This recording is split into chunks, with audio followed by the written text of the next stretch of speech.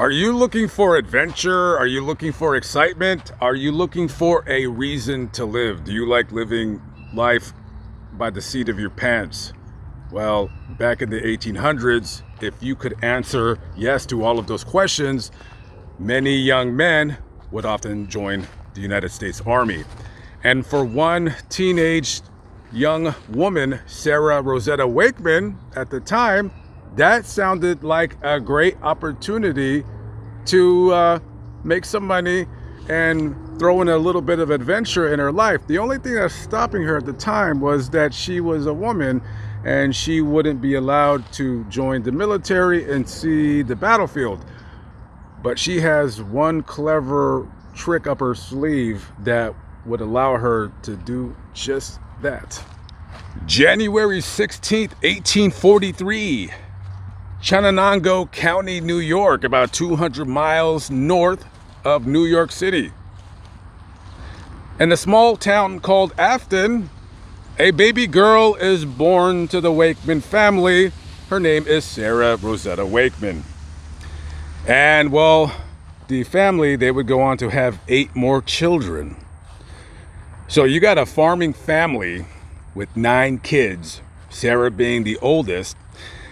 We don't really know what her life was like, but it probably sucked. You're poor. You live in New York. It's cold in the winter. There's no running water. Your family can barely afford to feed the children. The food is terrible. You want to get the hell out of there. So when Sarah was 17 years old, that's about the age when your dad at the time would marry you off to a suitor so he can have one less mouth to feed. But the suitors, they weren't coming by. Or maybe Sarah wasn't interested. Well, we don't really know. We don't know. So when she was 17 years old, at the time she was working as a servant for upper crust family in the general vicinity of where the family lived. And it doesn't pay very much to basically be a live-in servant to these people. So she ends up getting a job working on a boat, being a riverman along the lake or river or whatever in the town she's at. So one day she's doing her job and she runs into a Union soldier. And, they're just kind of talking about whatever, just shooting the old, you-know-whats. Now, Sarah's enamored with this guy's uniform and maybe the way he looks. Maybe she liked him. Maybe she didn't. But she's talking to him about what life is like in the Army, if he likes it, so forth and so on. And he says it's, it's fun, it's adventurous, but it has its moments, like, when you have to shoot people or get shot at. And she says, hey, I'm just kind of curious. Like, what do you guys get paid as starting off in the Army? And he says, you know what? It's too bad that you're a woman. It's too bad you're a woman. But if you were a man like me, if you were a man, baby, the pay is $152 or so, about $152 a year. Yeah, $152 a year. Today's dollars would be around $500 up or down, depending on what website you go on. And she has dollar signs in her eyes. Cha-ching! $152 a year? I mean, sign me up. Because she ain't making it, she ain't cutting it where she's at. But there's only one problem. She's a woman. So what she does is, she gets a pair of scissors, she cuts her hair, and she becomes no longer Sarah Rosetta Wakeman, but she becomes Lyons Wakeman, man.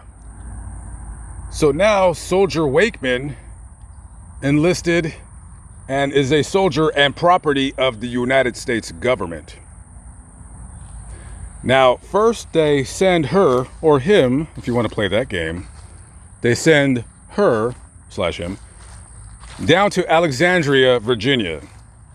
I'm assuming there's got to be some kind of basic training going on down there, something along those lines. After she's done with all of that, next thing up to do, am I going to hit the battlefield? Am I going to fire a gun? Boom. No, we're going to send you to Washington, D.C. You're basically going to be a security guard. You're going to be watching food storages. Okay, that sounds pretty boring, but whatever. So they send her there, and she would write her family, saying how she liked being a soldier. Now, here's the problem with this story. I'm not exactly sure how true everything is, because this story is based upon a series of letters that was found in somebody's attic in the 70s or something like that. So I don't know if she's actually telling her family, hey, I'm a soldier. Did she say that, oh yeah, they need soldiers badly, so they just let me in even though I'm a woman? Or she's saying like, oh yeah, I'm just cooking food for the soldiers. I don't know. I'm not clear on that. I ain't gonna lie to you, kid. But we do know that she's in the Army, and we do know that she's in DC, and we do know she is, basically keeping watch over some food storages or what have you. Now, things get a little bit more interesting in February of 1864.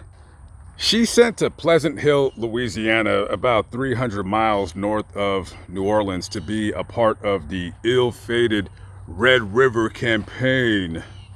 So basically, that Red River campaign was two major battles that were involved in that.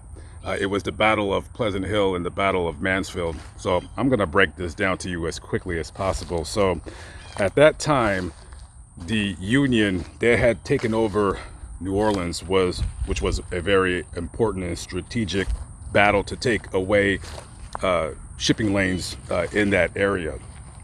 So now the next move for the Union, because they got these Confederate guys on the move, they're going to be chasing them all the way up to the capital at the time, which is Shreveport. And we want to take over Shreveport because it's basically like its own little mini military industrial complex. I mean, they got a naval shipyard, they got a major armory. They got a lot of stuff that we want. So the plan is that General Nathaniel Banks, who is in charge of this, going to be in charge of getting the Union up to take over Shreveport, is that we're going to march all the way up there. We're about, I want to say they're 10 or 20,000 strong. We're going to meet up with another contingent of Union troops in Alexandria. And then there might have been another meeting somewhere. Don't quote me. I'm not a historian. But all together, they're going to go into Shreveport and just take it over. We need Shreveport, and we need that taken out because Shreveport is a gateway for the invasion of Texas. Now, General Banks, who at the time was a very, very popular general in some sectors of society, at one time he was looked at as being possibly a future presidential candidate. However, this battle would be the one that the Union would lose just by a series of different follies. So the Confederacy actually was able to fend off the Union troops. That would be the last main battle that the Confederacy would win. And also, a lot of people did not like the fact that Nathaniel Banks came from, I wouldn't say a wealthy family, but his family had money. And, oftentimes wars are started, under the guise that, we're helping protect a class of people that have been, shot and killed and all that stuff. And however, more times than not, war is often nothing more than a way to make money.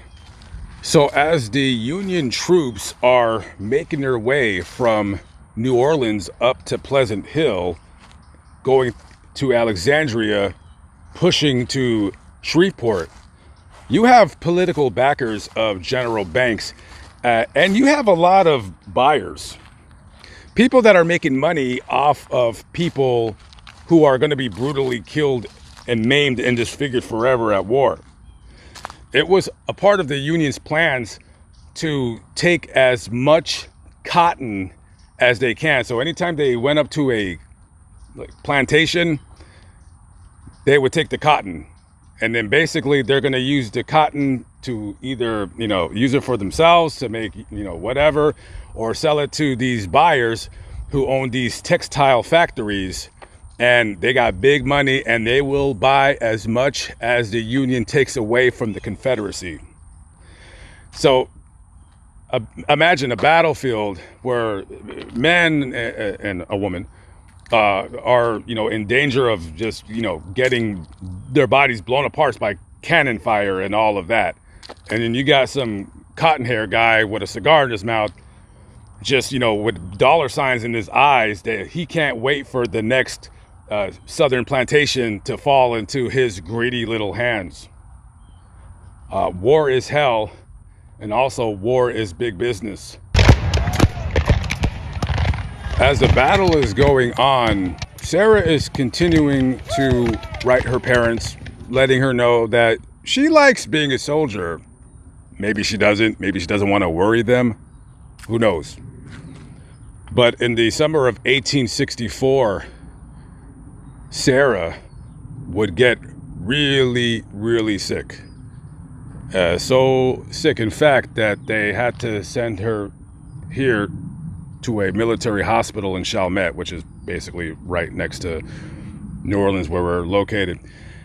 And she would suffer the effects of, I'm gonna guess, I don't know, Clostridium difficile. It's probably not even the way I pronounce it. They just call it C. diff for short. Basically what that is, it's basically an infection of the colon, maybe the intestines area as well. When you got C. diff, it's going to cause a lot of bad problems. It's going to cause diarrhea, vomiting, fever, night sweats. Your kidneys are slowly shutting down. And we don't know at the time really what C. diff is. And she would basically stay in the hospital and continue to get worse and worse and worse. Can you imagine something? Can you imagine being a woman around a bunch of men and you have chronic diarrhea and it's just, you're throwing up and you're sick and it's June 1864. What's air conditioning? We don't know what it is. That has got to be one of the most miserable existences, imaginable. I can only fathom what she was going through, along with other people, men in that hospital who have these horrible wounds, these atrocities that we were doing upon one of ourselves, American versus American. And on June 19th, 1864, Officer Lyons Wakeman died of this slow, dreaded infection that was coursing all throughout her body.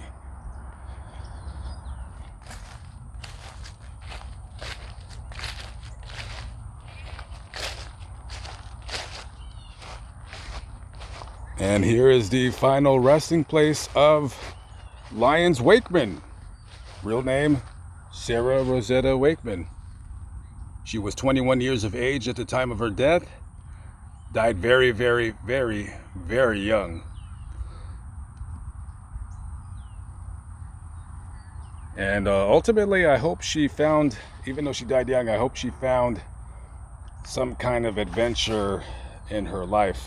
And I say to her, as I say to all of the men and women here at this cemetery, thank you for your service.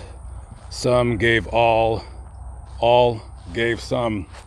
Just but one of the many stories, most of the stories that we simply don't know about, the lives that they took to their graves. Live, but not live, but still alive by the grace of God. Lamont at large. Fascinating graveyard. Hope you enjoyed the video. I look forward to, in the future, doing some Civil War stuff. Catch up with you in the next video. Peace out.